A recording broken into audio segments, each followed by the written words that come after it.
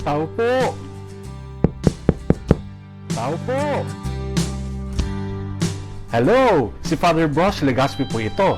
Welcome to our Katalk video series. Mga must-watch videos po ito for all. Katalk is short for Katolikong talakayan at kwentuhan. Puntahan lang po ha, walang inuman. At medyo masipag din po akong sumagot sa mga tanong ninyo tungkol sa buhay-buhay. At lalo na tungkol sa buhay pananampalatayang Katoliko. You can shoot me your questions sa facebook.com/itanongmokayfather. I hope to get to know you and hear from you soon. For now, welcome to this Katalk episode.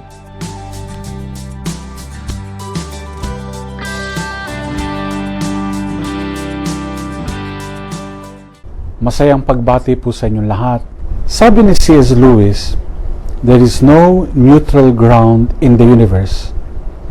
Every square inch, every split second is claimed by God and counterclaimed by Satan.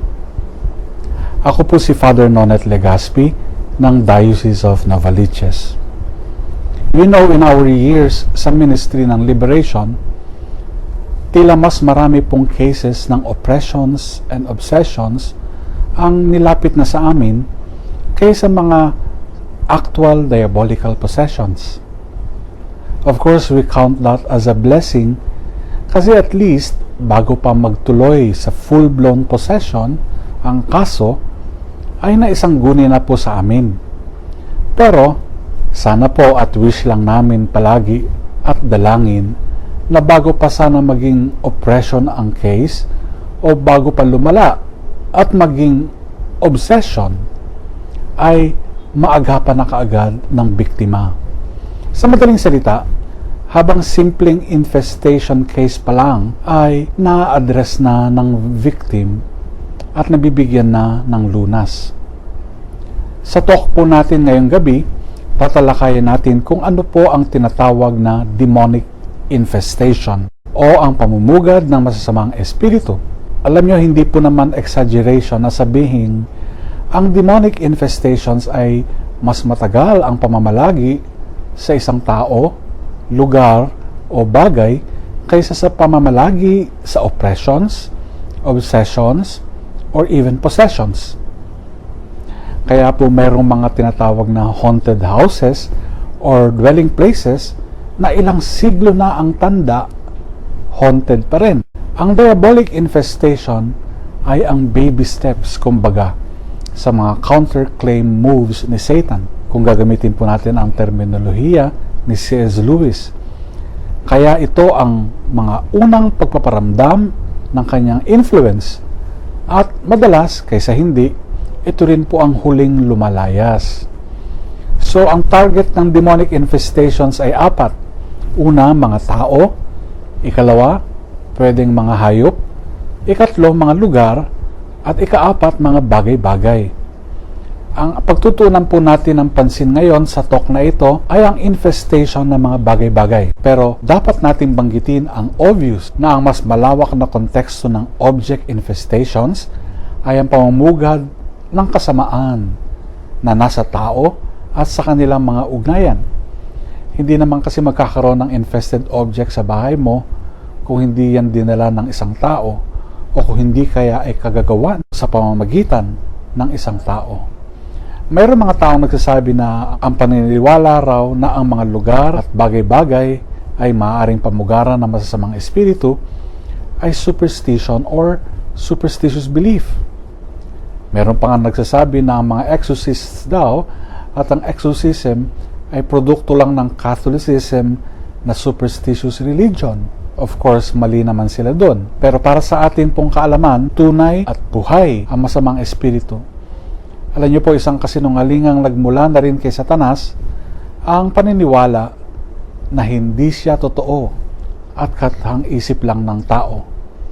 Sa atin pong talk ay babanggitin natin ang ilang mga principles para ma-establish natin ng malinaw ang katuruan at paniniwala ng Katolikong simbahan hinggil sa infestation. At nang malaman natin kung paano mag-discern tungkol sa bagay na ito. at kung paano natin ma-address. So, magsimula po tayo sa first principle. Principle number 1 is this: persons, places, and things are naturally liable to diabolical infestation within limits permitted by God. Saan ba ito nakabatay? Sa Article 1673 po ng ating Catechism of the Catholic Church na nagsasaad ng ganito: when the Catholic Church asks publicly and authoritatively in the name of Jesus Christ that the person or object be protected against the power of the evil one and withdrawn from his dominion, it is called exorcism. Paano ba nakakapasok ang demonic infestation sa ating pong mga human affairs? Well, sa ilang pamamaraan po. Maaaring namanan natin ang infestation. Halimbawa, yung bahay mong nabili o inuupahan kaya ay may history ng infestation.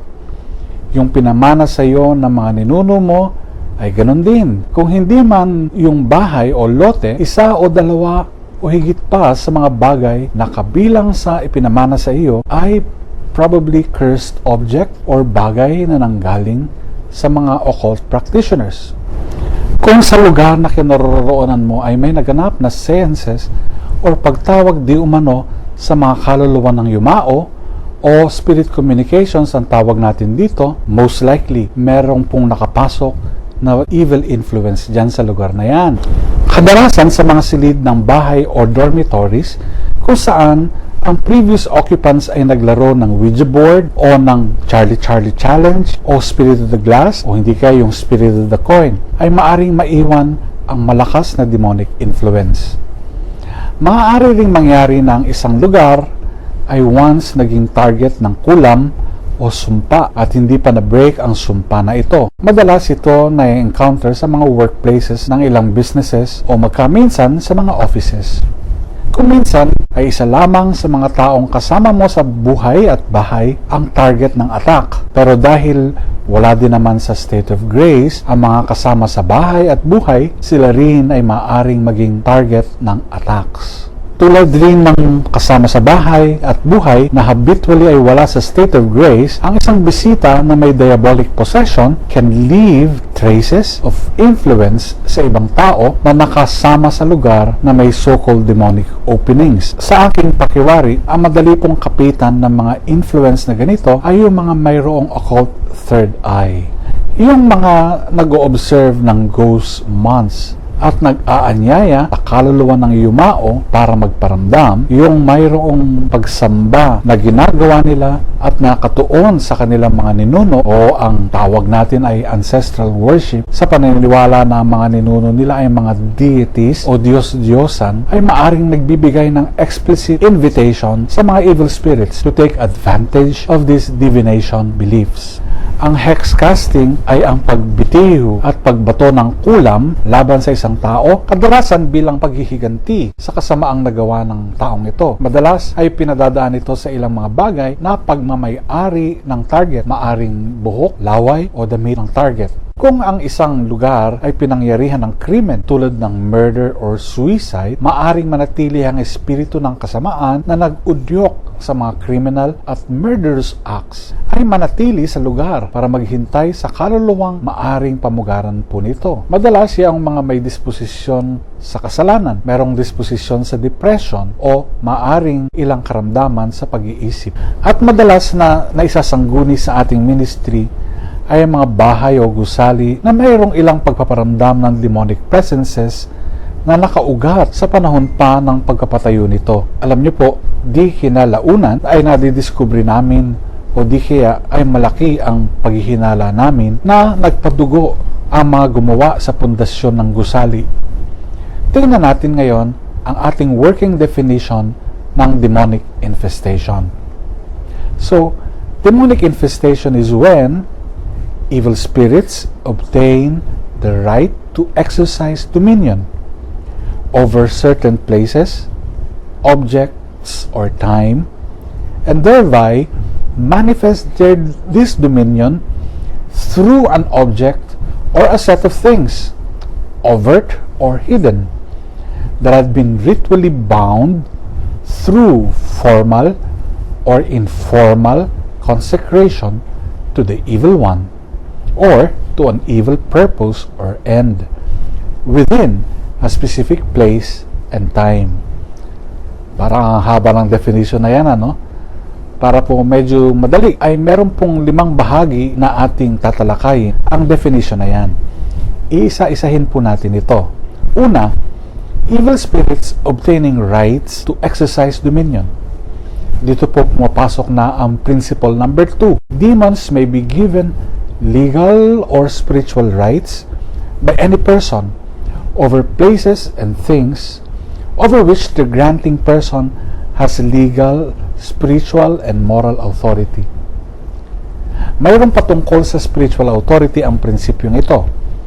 Pero para sa ikalawang principle na ito, alamin muna natin ang tungkol sa authority. Ang genuine authority po, or yung totoong kapangyarihan, ay nagmumula una sa identity ng may authority. Pulis ka ba? Presidente ka ba? Ama o ina ka ba ng tahanan? At ang function ng may authority. Siyempre po magkaiba ang functions ni pulis kaysa kay bumbero at magkaiba ang functions ni doktor kaysa kay abogado. Ikalawa, nagmumula din ang authority sa kung ano ang kanyang kapangyarihan na tinanggap mula sa mas nakatataas na kapangyarihan. Halimbawa, nabigyan ka ba ng authority na mag-collect ng tax o manghuli ng kawatan? Iba-iba, hindi ba? Ikatlo, nakaugat din ang authority sa kapangyarihan ng kanyang ugnayan sa mga tao. Halimbawa, kahit ako po ay pulis dito sa Pilipinas, hindi ako pwede manghuli kung ako ay nasa Amerika. Bakit? Kasi wala naman akong kaugnayan sa mga tao doon. Yung aking functions are not related to these people. Tingnan natin ang ilang types ng authority. Una, meron po tayong tinatawag na natural authority. Ito yung authority na nakalakip sa ating nature as human beings. Halimbawa, ang biological parents or adoptive parents ay meron pong natural authority over their children. Kaya they exercise power over their offsprings. Kahit sa kahayupan ay meron din pong tinatawag na alpha male among the herd of animals. I-recognize nila ang authority, halimbawa, the alpha male. Under this natural authority, ay meron pong tinatawag na informal natural authority. Tingnan po natin ang informal natural authority.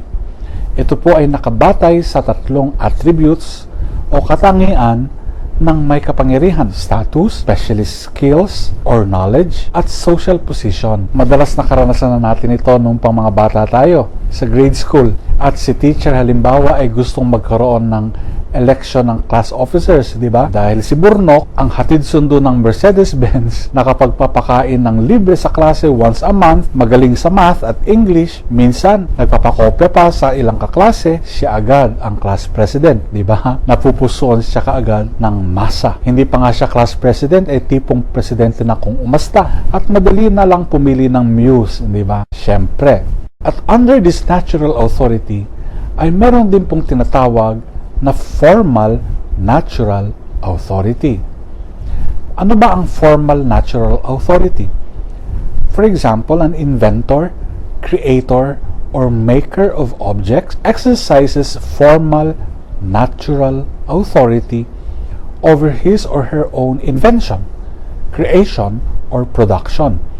Authority flows simply from the nature of the maker product or the creator-creation relationship. So, dahil ako ang gumawa ng silyang ito, meron akong formal natural authority sa silyang ito. Kahit bilhin mo pa yan para ibenta sa iba. Ganon din naman ang mga paintings halimbawa. Kahit nasa museum na yan, meron pa ring formal natural authority ang pintor over his obra maestra kahit namatay na siya. Kasi hindi naman namamatay ang kaluluwa ng tao, hindi ba? So, tignan natin ang principle number 2. Sabi natin, demons may be given legal spiritual rights by any person over places and things over which the granting person has legal, spiritual, and moral authority.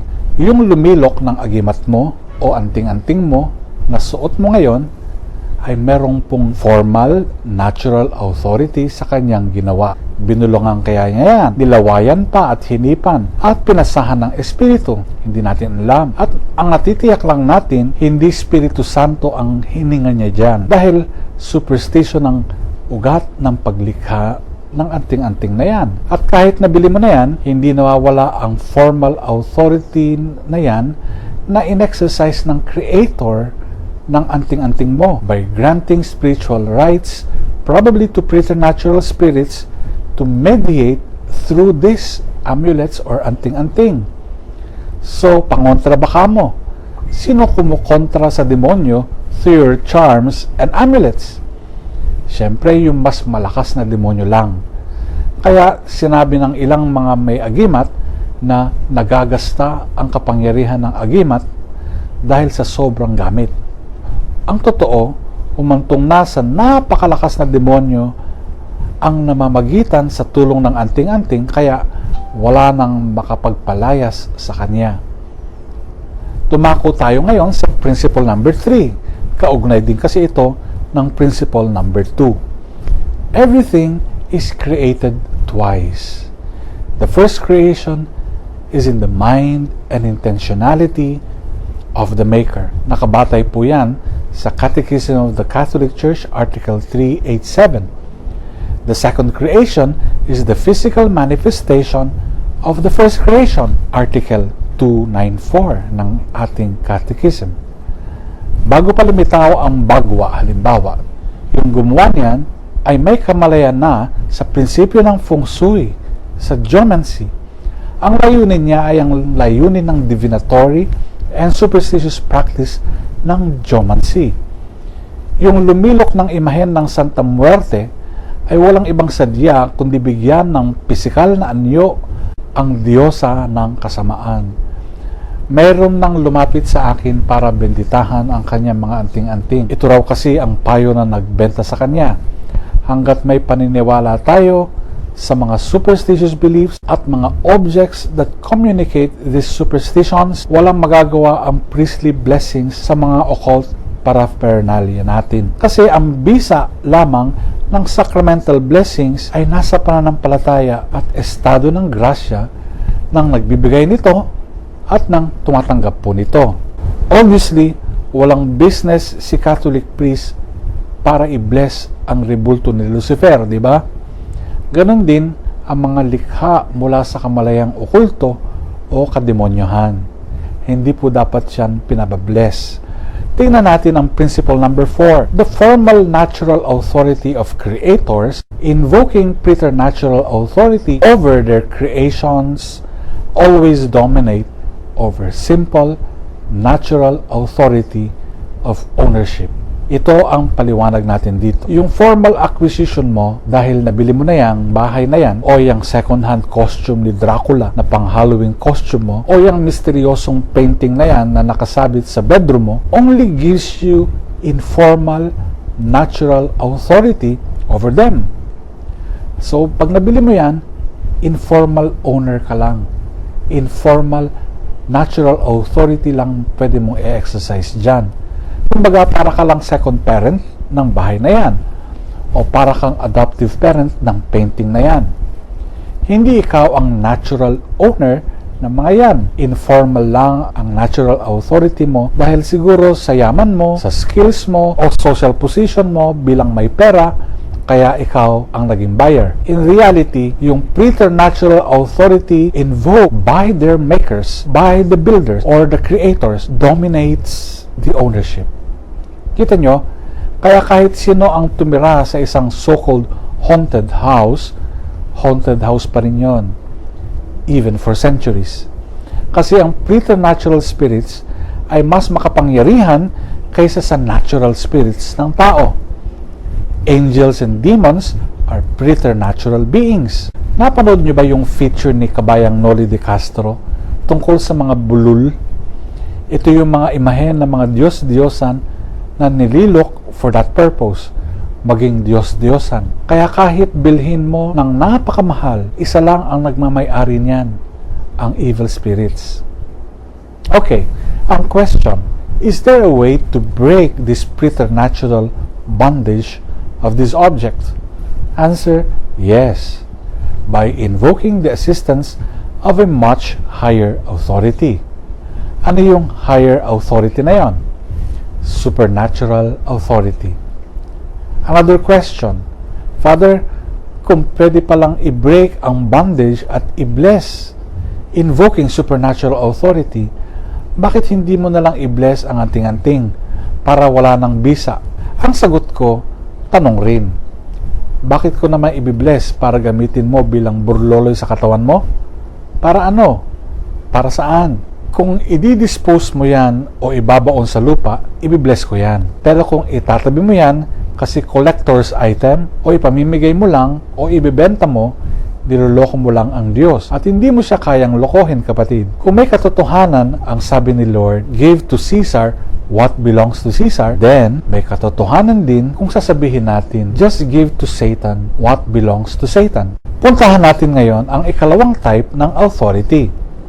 Nabanggit na natin yung una, di ba? Natural authority, ang sabi natin. Under it, merong informal and formal natural authority. Tandaan nyo po yun. Pero, ang ikalawang type ng authority ay supernatural authority. This is the highest known authority to man as God's exercise of power over all His creatures. All other types of authorities are subject to supernatural authority. This invisible power is made, of course, visible through Jesus Christ. And this leads us to principle number 5, namely, the only genuine authority there is supernatural authority centered in and mediated through Jesus Christ, through Him to the Trinity. Ang ibig sabihin po nito, ang supernatural authority rules over our natural authority. That is, sa ating mga familiar relationships, and of course, they rule over all preternatural authority. That is, over all angels and demons. Madaling intindihin yung una, obvious naman kasi yon. Yung ikalawa, medyo kailangan bigyan diin. Baka kasi akala natin, ang supernatural warfare is between Satan and God. No. Hindi ito labanan sa pagitan ng Diyos at ng demonyo. Hindi sila match. Bakit? Creature lang si Satan eh. Maski si Satanas, hindi papayag sa ganyan labanan. Ang spiritual warfare natin ay ang labanan between Satan and the most beloved creature of God. Tayo ang pinipeste ni Satanas dahil sa inggit. Satan knows that the way to hurt God is to hurt us, human beings. Kasi if we fall time and time again due to his beatings, he will be hurting God tremendously. At ito pa, Satan makes certain that in the end, tayo na mismo ang mananakit sa Diyos na lumikha sa atin. Satan wants that his will be ours, so that in time, we will willfully hurt God. And in the end, Satan puts the blame in us. He will be our accuser, being true to his name. Kaya, napakahalagang paalala sa atin to always, at all times, to submit ourselves and all our relationships to God's supernatural authority. Tumako tayo sa third type of authority. That is formal authority. What is formal authority? Formal authority is authority legitimized by socio-cultural and political elements. Mayroong ilang forms ang formal authority. Mayroong tinatawag na traditional authority. This is power legitimized by respect for long-established cultural patterns. Halimbawa, ang isang nagmamay-ari ng sari-sari store dyan sa kanto ay nag-exercise ng power or authority sa loob ng kanyang store by virtue of an authority which derives ultimately from natural ownership and legitimized by cultural conventions, at syempre protected by these conventions. This involves relationships of responsibilities, rights, and powers. Naniniwala ako ang traditional concept of marriage and family being between a man and a woman possesses traditional authority in it, batay sa universal values and principles. May traditional authority ang universal principle of respecting and defending life. Meron ding tinatawag na charismatic authority. Ano ho ba ang charismatic authority? This is power legitimized by extraordinary personal abilities that inspire devotion and obedience. Habang pinapanood ko yung documentary tungkol kay Hitler sa Netflix, napapanganga ako sa kanyang charism, sa kanyang charismatic authority na namamayagpag pa rin kahit tapos na ang digmaan. Pambihirang nakakainis, di ba? Pero marami ring local heroes and heroines ang nasa kategory na ito. Lahat po ng cult leaders exercise charismatic authority, making their natural authority work to their advantage. A priest, like myself, we exercise sacramental power by a gift from God Himself, which actually changes our very being, placing us in a new relationship with others in the order of grace. Interestingly, alam ninyo, a priest is also addressed as Father. So is the Pope, no? Holy Father. Ito pong term na to actually places the ordained ministers in a position of parental authority over their flock. Galing, no? At pangatlo, meron pong tinatawag na rational legal authority. Ano pong ibig sabihin ng rational legal authority? This is also known as bureaucratic authority. Ito yung kapangyarihan na legitimized by legally enacted rules and regulations such as governments. Yung authority ng public officials, tulad ng presidente ng isang bansa, ay nagmumula sa political at social conventions na nakaugat sa hangarin ng sosyedad na makamit ang common good. If, for example, the president handles this august office according to morally upright conventions, then he enters a political relationship with his citizens. Therefrom, he acts with power based on authority. Pero kung hindi, he only creates a pseudo relationship with his citizens. Soon, he loses his socio-political authority and actually may find himself bullying his way into holding on to power. A person governing with political authority is not above supernatural authority. Again, he is not above supernatural authority. Kaya, out of place kung someone with a mere political authority would question God and even call God names who has superior supernatural authority. Wala sa lugar at tamang pag-iisip ang ganyang klase ng leader. At baka kung ano pa ang masabi ko, puntahan na natin ang ikaapat na type ng authority, ang moral authority. Moral authority is premised on principles or fundamental truths which are independent of written or positive laws. Moral authority is what one achieves in one's character that gives one primary greatness. Isang halimbawa, at maaari pang ibang halimbawa ang pwede nating ibigay, ay si Mahatma Gandhi. Wala namang formal legitimized authority si Gandhi, hindi ba?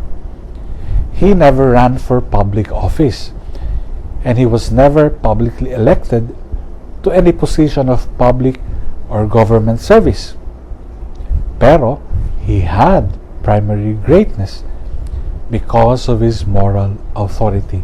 In fact, he led a peaceful revolt against the British rule during his time, and actually became known as the founder of India. Pambihira, di ba?